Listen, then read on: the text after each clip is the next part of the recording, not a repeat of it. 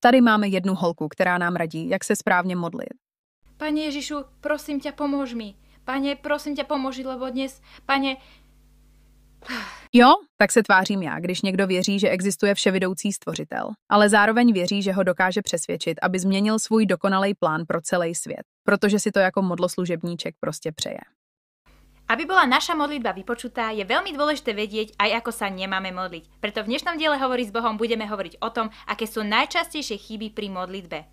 Toto je kanál Učenie Ježiša Krista, ktorý je tu pre všetkých veriacich, ktorí chcú rásť vo svojej viere až do úplnej duchovnej zrelosti.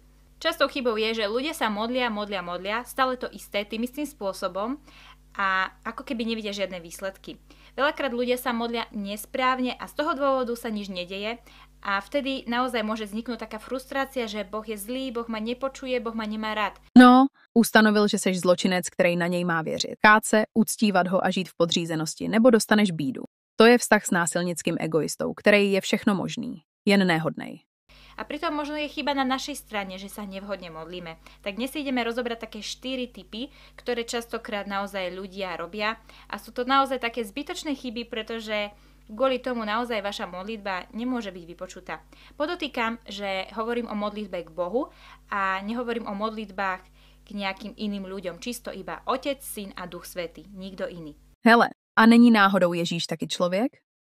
Prvá vec, ktorá nám častokrát bráni k naplneniu našej modlitby, je pochybnosť. V liste Jakubovom sa píše: Nech však prosí s vierou, bez akéhokoľvek pochybovania, lebo kto pochybuje, podobá sa morskej vlne, hnanej a zmietanej vetrom.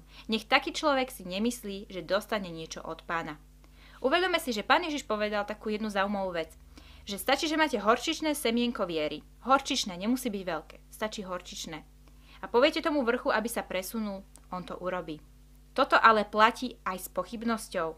Ak máte horčičné semienko pochybnosti, čo ak sa to nestane? Čo ak to Boh nesplní? Tak sa to naozaj nestane, lebo vaša pochybnosť zničila Božie dielo. Zničila to, čo Boh by bol urobil. Co udělat sociální experiment? Naindoktrinujeme nějakýho šílenýho bezďáka křesťanstvím a řekneme mu, že když bude pevně věřit, tak když skočí támhle z toho útesu, Bůh mu vykouzlí na dně rokle trampolínu nebo něco, co mu zachrání život. Bezďák se toho fakt chytne a s plnou vírou se vrhne ze skály. A věř mi. I ty by ses vsadila, že ho pak dole budou seškrabávat. Kdyby stačila jen pevná upřímná víra, všichni blázni by už měli křídla. Naozaj veľakrát práve, že závisí od nás, či tá modlitba sa stane, lebo Boh je dobrý, Boh je spravodlivý a Boh si svoje sľuby vždycky splní. Od kdy? Znáte ten příběh o Jonášovi, který skončil ve velrybě, ne?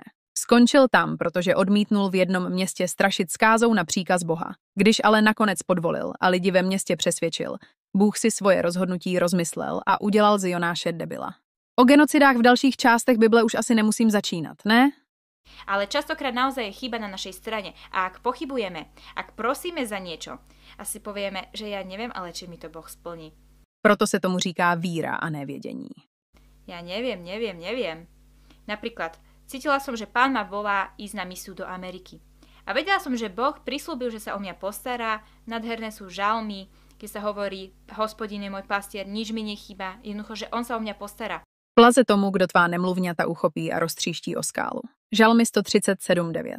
Ale ako náhle by som mala pochybnosť, že či naozaj sa Boh o mňa postará, či naozaj to vyjde, jednoducho nevyšlo by to.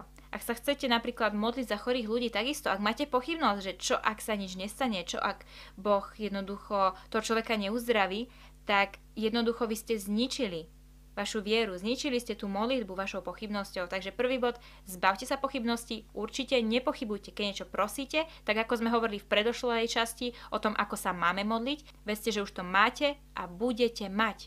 Aj keď to nevidíte, už to máte a budete mať. Preto je to tam tak napísané. Takže nepochybujte, vedzte, že už to máte, že ste to už dostali a budete mať. Vypadáš jako někdo, kdo ty pochyby nemá a vážně ví, jak se efektivně modlit. Nechceš se třeba modlit za konec války na Ukrajině? Já jen, že by se těm vojákům teď nějaká pomoc hodila. Nebo už se zmodlila a Zelenský tu výhru už má v kapse a bude mať?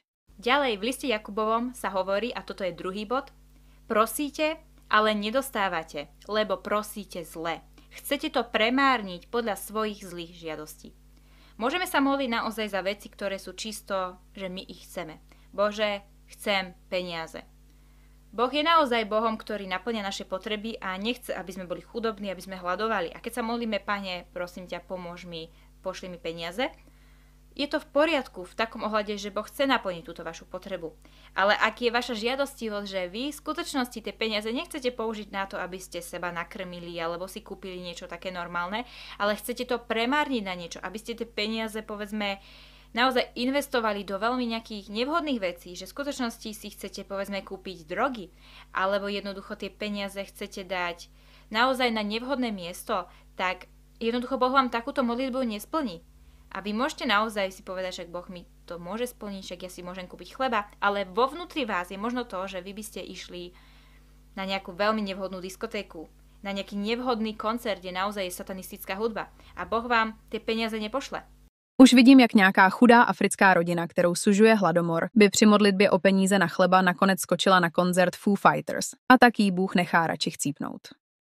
Takže Boh naozaj peniaze, povedzme, chce vám poslať, ale ak máte zlý motív, že nechcete s tým urobiť niečo dobré, Boh vám nepošle. A pritom Boh by vám poslal aj 1 000 000, lebo ak máte motív, Pane, chcel by som 1 000 000, lebo tuto je jeden sirotinec, tuto deti v Afrike, chcem im to poslať, Boh vám pošle, on nemá problém. Ale on pozerá na vaše srdce. Takže určite strážte si motívy vašho srdca, lebo inak tie modlitby nebudú vypočuté. Tak proč si ještě neukončila občanskou válku v Jemenu, krávo? Ďalším tretím bodom, ako sa nemáme modliť, o tom hovoril samotný Pán Ježiš Kristus, ktorý povedal: pri modlitbe nehovorte priveľa, ako pohania, ktorí si myslia, že budú vypočutí pre svoju mnohovravnosť. Nenapodobňujte ich teda, veď váš Otec vie dobre, čo potrebujete, skôr ako ho prosíte. Takže Bůh ví, co chcete, jen když ho prosíte. Nemá být vševidoucí, nemá to vědět ještě předtím, než to řeknete, nebo se Bůh vyžívá ve škemrání. To je tá častá chyba ľudí. My si myslíme, že čím viac budeme prosiť, tým je väčšia pravdepodobnosť, že Pán sa, hádam, zmiluje a dá nám tú vec. Možno máme taký príklad z detstva, že predstavte si, že ste dieťa v obchode a chcete sladké. Poviete: mami, kúpiš mi túto čokoládu? Nie. O chvíľu: mami, kúpiš mi čokoládu? Nie.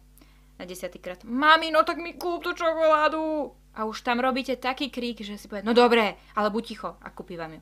Dobře, tohle bylo vtipný. Častokrát máme takýto model z detstva a my si potom myslíme, že Bože, keď budem na teba 10 krát volať: Pane, prosím, prosím, prosím, že zrazu si to Boh rozmyslí. Boh nezmení svoj názor. Ak vám raz povie nie, tak nie. Hele, nezměnil náhodou Abraham v 18. kapitole Genesis názor Boha několikrát, aby slevil ze svých podmínek, podle kterých může být Sodoma a Gomora ještě zachráněná? Vezme, že Boha neprehovoríme a Boh vie dobre, čo potrebujete. Takže môžeme mať tú vieru v tom, že poprosím ho raz a ja viem, že je to už naplnené. Proste a vedzte, že už ste to dostali a budete mať. Až na chvíle, kdy ne. Opäť sa vraciam k tomu, čo som hovorila v tej predošlej časti, ako sa správne modliť. A toto sa spája aj s tým prvým bodom, s pochybnosťou. Jednoducho, ja keď pochybujem, preto veľakrát sa budem modliť za tú istú vec 30 razy. Pane, prosím ťa, pomôž mi v tomto. Pane, prosím, pomôž mi v tomto. Naozaj nepotrebujeme mať mnohovravné modlitby. A častokrát ľudia robia naozaj tú chybu, že opakujú nejaké modlitby 12 krát, 15 krát, že ako keby je to nejaký zvyk ľudský, ale uvedomme si, že toto není, že by to malo nejaký vplyv na Boha. Ak sa budete modliť aj Otčenáš 20 krát, je to viac menej o vás. Není to o Bohu. Boh naozaj s tou modlitbou nemá čo viac urobiť. Jednoducho môžete to robiť 2 hodiny. Možno maximálne by to malo nejaký vplyv na vás psychicky, že sa ukludnite, ale na to sú aj iné modlitby, ktoré sú ešte lepšie a o dosť efektívnejšie. Napríklad modlitba v jazykoch. To nám dal Pán Boh. Takže modlíme sa naozaj krátko, stručne, aby sme naozaj zbytočne Boha nezaťažovali niečím, čo potom aj tak nemalo by žiaden efekt. Až na chvíle, kdy ne. V druhé knize Královský ve 20. kapitole byl smrtelně nemocný král Chiskiáš. Přišel mu to od Boha potvrdit i prorok Izajáš. Chiskiáš se ale nedal, prosil, modlil se a bulel. A Bůh mu pak přes Izajáše vzkázal, že mu dává dalších 15 let života. Takže Bůh zase změnil svůj názor. Přečti si Biblii. A posledným bodom, ako sa nemáme modliť, opäť Pán Ježiš nám o tom hovorí. Keď sa modlíte, nebuďte ako pokrytci. Tí pri modlitbe radi stoja v synagógach a na rohoch námestí, aby urobili na ľudí dojem. Amen, hovorím vám, už majú svoju odmenu. Tu sa chcem naozaj pozastaviť, lebo... Spíš zastavit a nedočíst tu skurvenou pasáž. A kdo tu vytrhává věci z kontextu? Pasáž pokračuje 6. veršem. Když ty se modlíš, vejdi do svého pokojíku. Zavři za sebou dveře a modli se k svému otci, který zůstává skryt. A tvůj otec, který vidí, co je skryto, ti odplatí. Tento verš môžeme zobrať dvojako. Môžeme ho zobrať tak, že sa musíme modliť naozaj iba v skrytosti v komórke a že celé to kresťanstvo a to modlenie sa k Bohu a všetko okolo toho je veľmi súkromná, tajná záležitosť. Co teda je? Jak jsem teď uvedla na verši, který si příhodně vynechala. To bys pak už nemohla říct ale. Čo je pravda na jednu stranu. Na druhú stranu, áno, Pán nechce, aby sme stáli na námestí a modlili sa tak, aby sme sa vychlubovali tým, aby sme sa tak vychvalovali, ako sme hovorili v predošlej časti, že treba sa modliť v skrytosti s čistým srdcom. Ide tu hlavne o postoj srdca. Naozaj, aby naše srdce bolo také úprimné pred Bohom, aby sme nehľadali jednoducho tú chválu od iných ľudí. Avšak tento verš nám nechce povedať takú vec, že my sa nemáme modliť na verejnosti. To vôbec nie. Ale jo, říká. Matouš 6.6. Přečti si ten verš. Tento verš nehovorí o tom, že nemáte modliť sa za chorých na verejnosti. Je to v poriadku. Vy nehľadáte svoju slávu, vy hľadáte slávu Pána Boha. Sláva tomu, kdo nechá pochcípat miliony dětí, protože se k němu lidi správně nemodlili.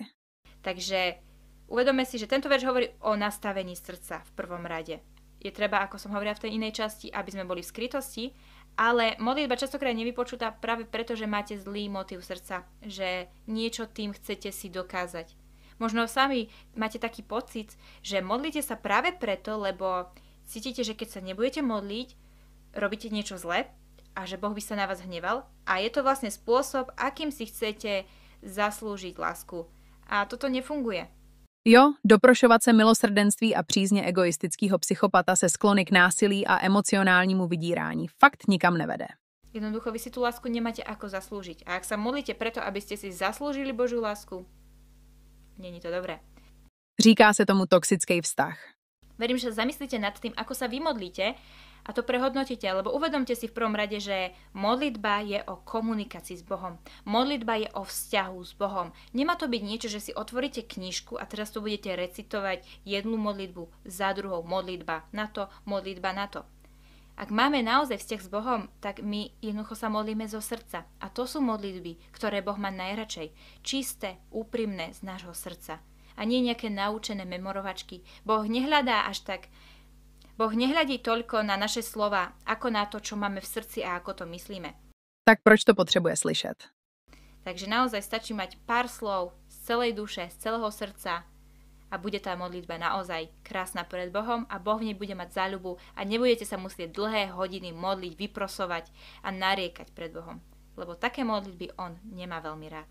Vrať se, až dostaneš Nobelovu cenu míru za ukončení světových konfliktů a hladomoru, protože moc dobře víš, jak z Boha vytřískat nějaký ten zázrak.